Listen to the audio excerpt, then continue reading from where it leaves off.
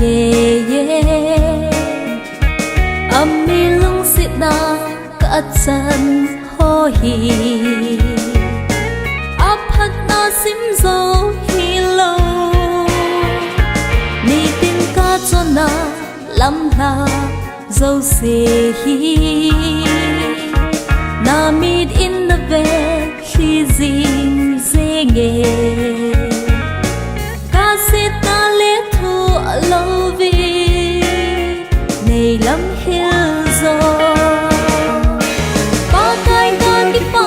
e ka ti nga na phat no ho zai la noi chim po nge na mi lung sit na ho hi oh let me think hi ma ka nei zo po ka nei sun hi chi zai la hin nang bo va chui in nge oh nang bo va chui in nge oh paka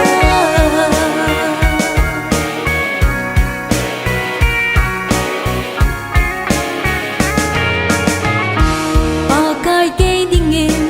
apa tenge ye ipa in la tha nang din sang nge la ming nge nang ba chai na yel ngoi le bong cho thi san sang in zo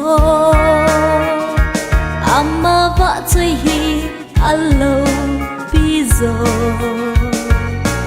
al ha cha ten va chai